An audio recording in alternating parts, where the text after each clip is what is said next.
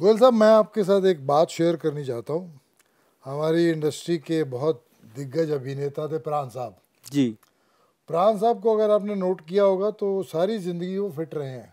बिल्कुल। उनका किसी अगर आप देखेंगे 60 में, 70 में, 80 में, 90 में तो फिट रहे हैं। यारी है ईमान हाँ, मेरा यार तो मेरा। मैं उनके साथ क्या काम बात कर रहा था तो मैं उनको पूछा प्राण साहब को, मैंने कहा प्राण साहब ये फिटनेस का राज क्या है? है।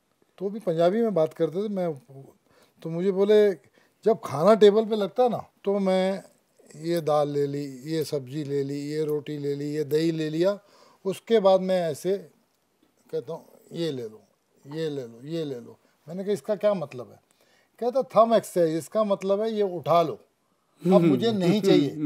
कहता जितना आपको ज़रूरत होती है खाना होता है उतना आप पहली बार में डाल लेते हैं, दूसरी बार आपकी वो ग्रीड होती है, आपका वो स्वाद होता है, उसकी ज़रूरत नहीं होती।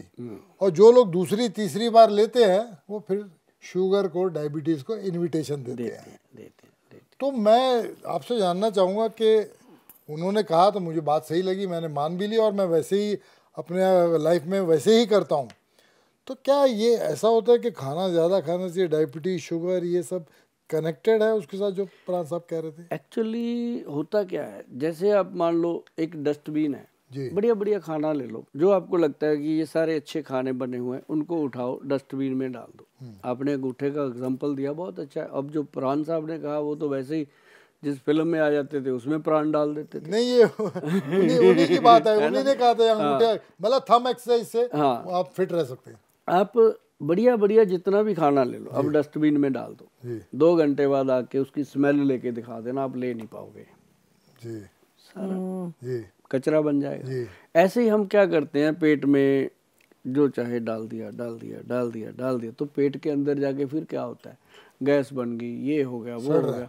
अब जो चीज़ें पैदा होंगी, रस, पहले तो पेस्ट बनता है खाने का अंदर, पेस्ट के बाद फिर उसका रस बनता है, जो रस बनता है फिर उससे बाकी सारी चीज़ें बनती हैं, जो भी हमारे बॉडी को तत्व चाहिए। जो वेस्ट होता है वो टॉयलेट बाथरूम के माध्यम से निकल जाता है। लेकिन वो क्या है कि वो शरीर के अंदर अगर जहर बन गया तो जहर फैलेगा, अगर वो अमृत बन गया तो अमृत फैलेगा।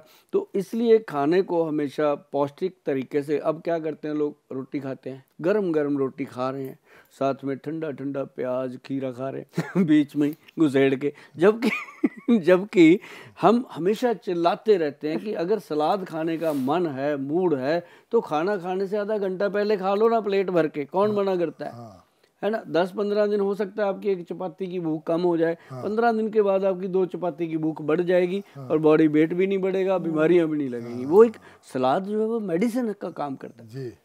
तो ये दिलचस्प बात है कि खाना जो है वो प्राण साहब जो करते थे वो बहुत अच्छी बात है। आपने उस बात को फॉलो किया, तभी आप आज भी 25 साल के लगते हैं, इतने सालों बाद भी वो, हाँ, तभी आप आज यंग लगते हो, आप यंग हो भी। तो मतलब कहने का कि वो चीज़ें आपने फॉलो की हैं।